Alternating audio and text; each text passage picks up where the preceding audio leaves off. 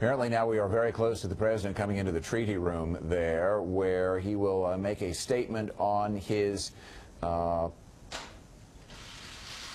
authorization to get troops into the fight against ISIL. President coming in with the Secretary of State, the Vice President. Good afternoon. And former Secretary of Defense. Today, as part of an international coalition of some 60 nations, including Arab countries, our men and women in uniform continue to fight against ISIL in Iraq and in Syria.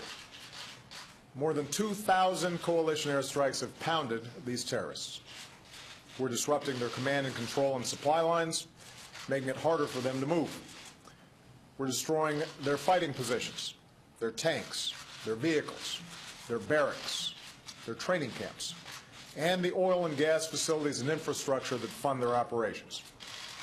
We're taking out their commanders, their fighters, and their leaders. In Iraq, local forces have largely held the line and in some places have pushed ISIL back. In Syria, ISIL failed in its major push to take the town of Kobani, losing countless fighters in the process, fighters who will never again threaten innocent civilians. And we've seen reports of sinking morale among ISIL fighters as they realize the futility of their cause. Now, make no mistake, this is a difficult mission, and it will remain difficult for some time. It's going to take time to dislodge these terrorists, especially from urban areas. But our coalition is on the offensive. ISIL is on the defensive, and ISIL is going to lose. Its barbaric murders of so many people, including American hostages, are a desperate and revolting attempt to strike fear in the hearts of people it can never possibly win over by its ideas or its ideology, because it offers nothing but misery and death and destruction. And with violent groups like this, there is only one option. With our allies and partners, we are going to degrade and ultimately destroy this terrorist group. And when I announced our strategy against ISIL in September, I said that we are strongest as a nation when the President and Congress work together. Today, my administration submitted a draft resolution to Congress to authorize the use of force against ISIL. I want to be very clear about what it does and what it does not do. This resolution reflects our core objective to destroy ISIL. It supports the comprehensive strategy that we've been pursuing with our allies and our partners. A systemic and sustained campaign of airstrikes against ISIL in Iraq and Syria, support and training for local forces on the ground, including the moderate Syrian opposition, preventing ISIL attacks in the region and beyond, including by foreign terrorist fighters who try to threaten our countries, regional and international support for an inclusive Iraqi government that unites the Iraqi people and strengthens Iraqi forces against ISIL, humanitarian assistance for the innocent civilians of Iraq and Syria who are suffering so terribly under ISIL's reign of horror. I want to thank Vice President Biden, Secretaries Kerry and Hagel, and General Marty Dempsey for their leadership in advancing our strategy. Even as we meet this challenge in Iraq and Syria, we all agree that one of our weapons against terrorists like ISIL, a critical part of our strategy, is the values we live here at home. One of the best antidotes to the hateful ideologies that try to recruit and radicalize people to violent extremism is our own example as diverse and tolerant societies that welcome the contributions of all people, including people of all faiths. The resolution we've submitted today does not call for the deployment of U.S. ground combat forces to Iraq or Syria. It is not the authorization of another ground war, like Afghanistan or Iraq. The 2,600 American troops in Iraq today largely serve on bases. And yes, they face the risks that come with service in any dangerous environment, but they do not have a combat mission. They are focused on training Iraqi forces, including Kurdish forces. As I've said before, I'm convinced that the United States should not get dragged back into another prolonged ground war in the Middle East. That's not in our national security interest, and it's not necessary for us to defeat ISIL. Local forces on the ground who know their countries best are best positioned to take the ground fight to ISIL, and that's what they're doing. At the same time, this resolution strikes the necessary balance by giving us the flexibility we need for unforeseen circumstances.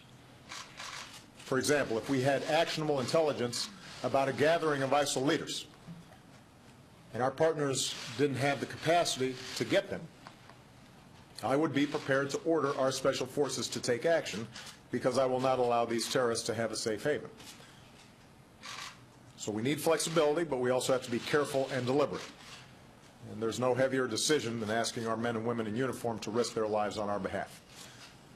As Commander-in-Chief, I will only send our troops into harm's way when it is absolutely necessary for our national security. Finally, this resolution repeals the 2002 authorization of force for the invasion of Iraq and limits this new authorization to 3 years. I do not believe America's interests are served by endless war or by remaining on a perpetual war footing. As a nation, we need to ask the difficult and necessary questions about when, why, and how we use military force. After all, it is our troops who bear the costs of our decisions, and we owe them a clear strategy and the support they need to get the job done. So this resolution will give our armed forces and our coalition the continuity we need for the next 3 years. It is not a timetable. It is not announcing that the mission is completed at any given period. What it is saying is that Congress should revisit the issue at the beginning of the next president's term. It's conceivable that the mission is completed earlier. It's conceivable that after deliberation, debate, and evaluation, that there are additional tasks to be carried out in this area. And the people's representatives, with a new president, should be able to have that discussion. In closing, I want to say that in crafting this resolution, we have consulted with and listened to both Republicans and Democrats in Congress. We've made a sincere effort to address difficult issues that we've discussed together. In the days and weeks ahead, we'll continue to work closely with leaders and members of Congress on both sides of the aisle. I believe this resolution can grow even stronger with the thoughtful and dignified debate that this moment demands. I'm optimistic that it can win strong bipartisan support, and that we can show our troops and the world that Americans are united in this mission. Today, our men and women in uniform continue the fight against ISIL, and we salute them for their courageous service. We pray for their safety. We stand with their families who miss them and who are sacrificing here at home. But know this, our coalition is strong, our cause is just, and our mission will succeed. And long after the terrorists we face today are destroyed and forgotten, America will continue to stand free and tall and strong. May God bless our troops, and may God bless the United States of America. Thank you very much, everybody. Live coverage of the President's address to the nation on his plan to, as he said, degrade and destroy ISIL. Today he sent a draft resolution to Capitol Hill. It involves airstrikes, support and training for forces, including the Kurds, limiting ISIL's ability to make terror strikes.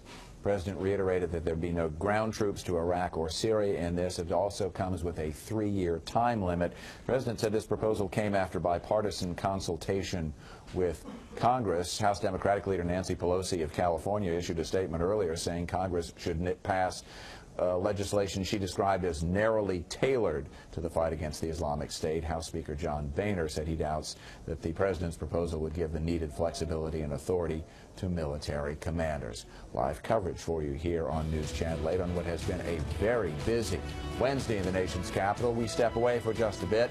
Back with more, including an update on that weather forecast right after this.